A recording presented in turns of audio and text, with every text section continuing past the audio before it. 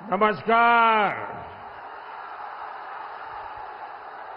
Cayman आছেন भारतवासी? Cayman आছেন बसीरहाटवासी? आपना देर সকলকে আমার বিনম্র শ্রদ্ধা প্রণাম আর ভালোবাস। सबसे पहले तो मैं मां काली को प्रणाम करता हूं। उनके आशीर्वाद से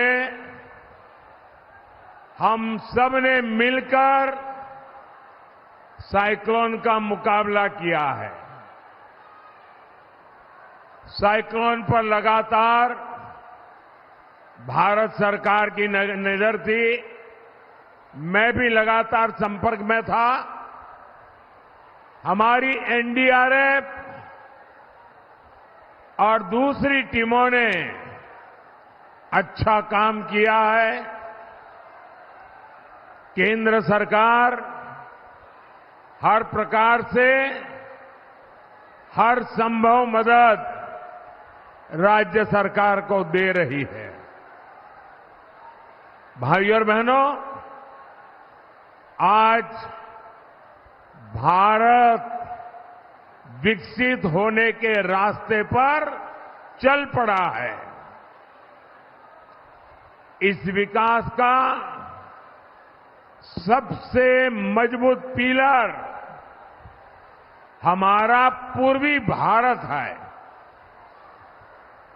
पिछले 10 साल में बीजेपी सरकार ने जितना पूर्वी भारत पर खर्च किया है, उतना पिछले 60-70 साल में नहीं हुआ था। एक कुछ बच्चे, जरा एसपी जी और कैमरामैन, ये कुछ बच्चे बहुत बढ़िया बढ़िया तस्वीर बना के लाए हैं। इधर भी एक बेटी कब से खड़ी है, जरा ले लीजिए। आपने एड्रेस लिखा है पीछे? अपना नाम एड्रेस लिख देना, मैं आपको जरूर चिट्ठी भेजूंगा।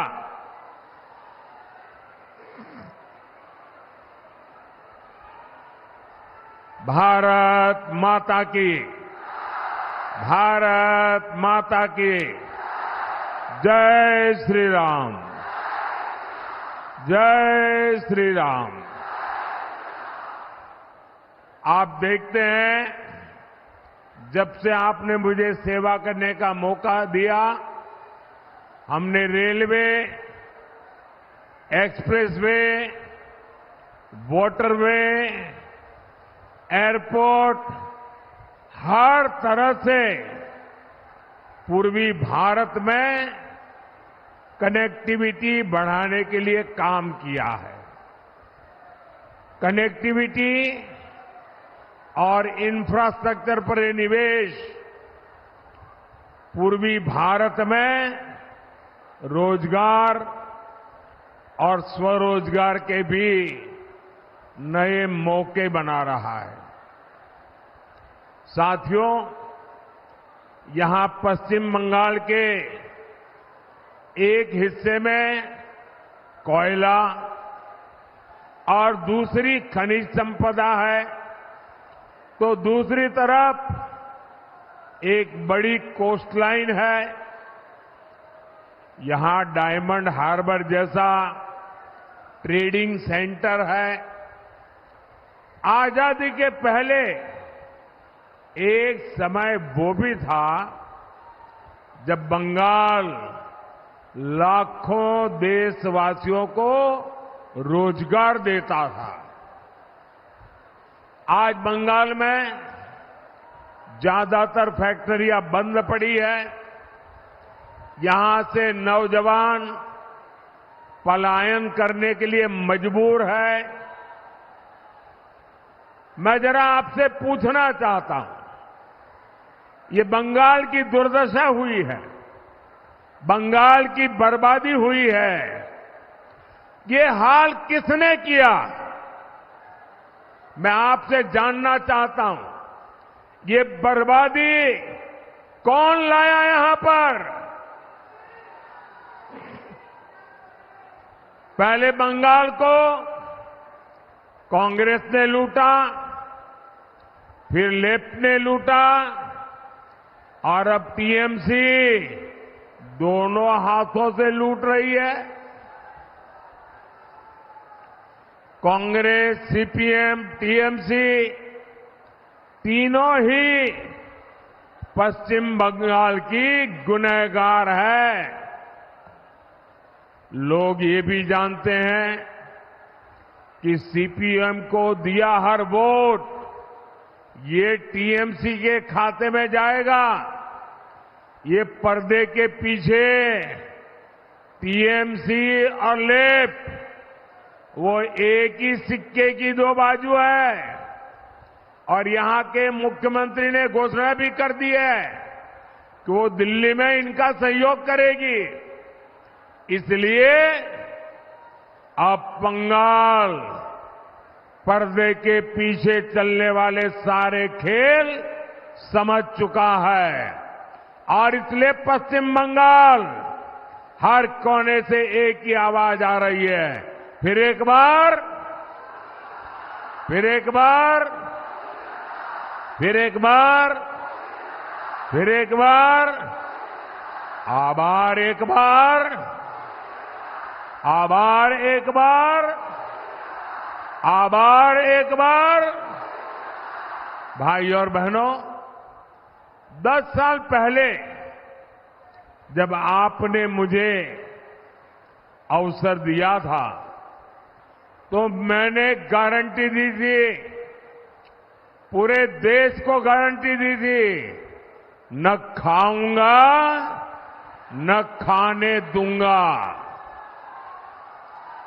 याद है ना? मैंने केंद्रीय स्तर पर 10 साल में एक भी घोटाला नहीं होने दिया। अब मोदी देश को और पश्चिम बंगाल को खास एक और बड़ी गारंटी दे रहा है। मोदी की गारंटी है, पहले मैंने गारंटी दी थी, न खाऊंगा न खाने दूंगा। अब मेरी गारंटी है, जिसने खाया है उससे बाहर निकालूंगा और जिसका खाया है उसको मैं लौटाऊंगा।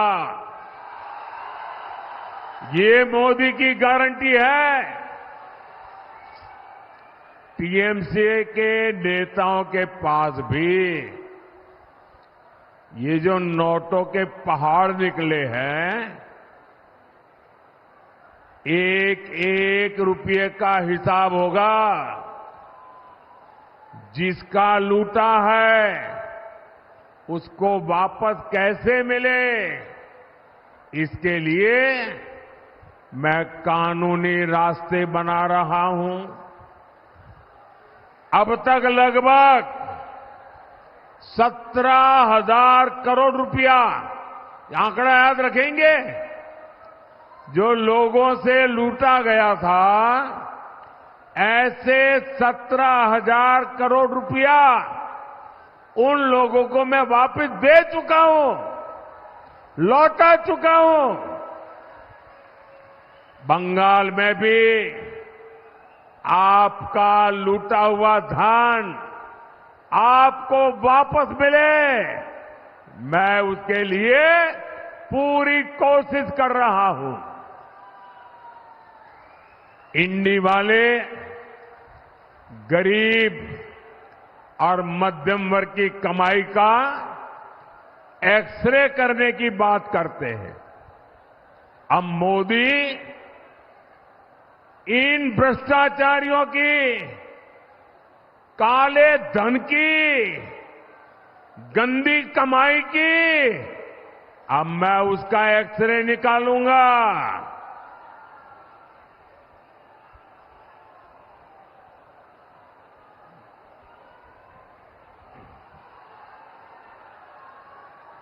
ऐसा एक्सरे कि इनकी आने वाली पीढ़ियां भी भ्रष्टाचार करने से पहले 100 बार सोचेगी।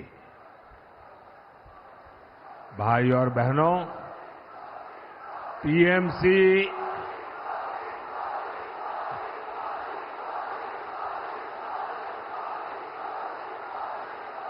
साथियों, आपका ये प्यार, आपका ये उत्साह, आपका ये आशीर्वाद मेरे जिंदगी की बहुत बड़ी ऊर्जा है।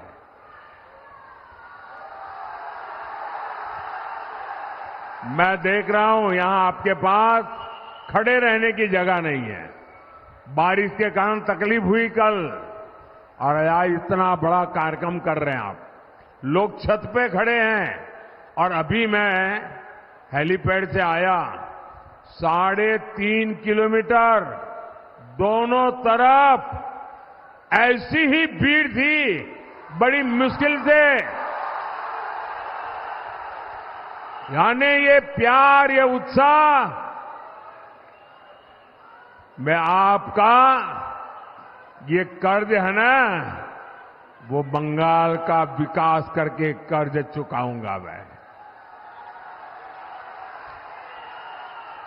भाइयों और बहनों, टीएमसी और इंडी गठबंधन को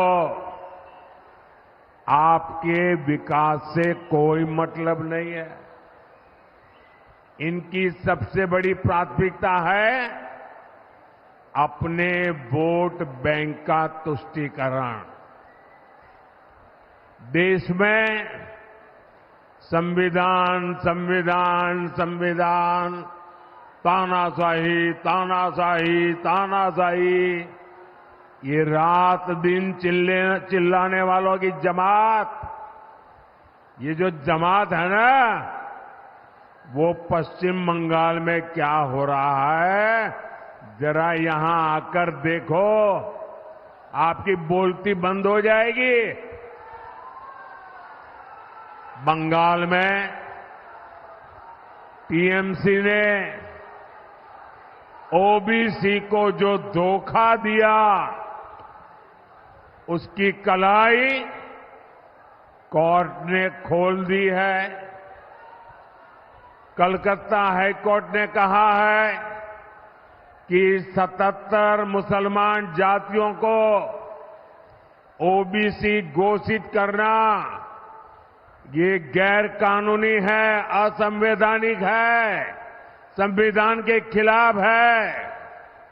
यानी टीएमसी ने लाखों ओबीसी नौजवानों का जो हक मिला था, उनको संविधान ने दिया था, बाबा साहब आंबेडकर ने दिया था, देश की पार्लियामेंट ने दिया था, वो ओबीसी का जो हक था, रातों रात ये वोट जिहाद वालों को मदद करने के लिए इन्होंने लूट लिया है।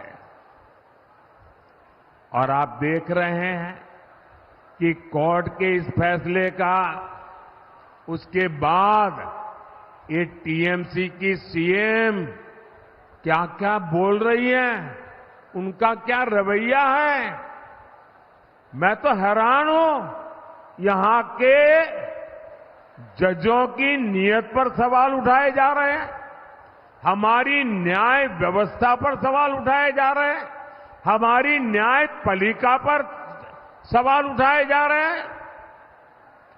मैं जरा टीएमसी वालों से पूछना चाहता हूं, अब क्या जजों के पीछे भी अपने गुंडे छोड़ दोगे क्या? पूरा देश देख रहा है कि कैसे टीएमसी बंगाल में न्यायपालिका का गला घोंट रही है। साथियों, टीएमसी से सच बर्दाश्त नहीं होता। जो कोई भी टीएमसी के गुनाह सामने लाता है, टीएमसी उनको टारगेट करती है। आपने भी देखा है कि टीएमसी के एमएलए ने साफ साफ कहा कि हिंदुओं को भगीरथी में बहा देंगे। इस पर बंगाल के संतों ने टीएमसी को रिक्वेस्ट की कि जरा आप अपनी गलती सुधार लीजिए, और बड़ी नम्रता से रिक्वेस्ट की। लेकिन टीएमसी ने हमारे संत समाज को ही धनाधन गालियां देना शुरू कर दी। अब रामकृष्ण मिशन, इस्कॉन, भारत सेवाश्रम संघ, ये ऐसी महान संस्थाएं हैं, दुनिया में उनकी प्रतिष्ठा है। उनके संतों को अपमानित करना, भाइयों बहनों, ये सब अपने वोट बैंक को खुश करने के लिए, वोट जिहाद को आगे बढ़ाने के लिए किया जा रहा है।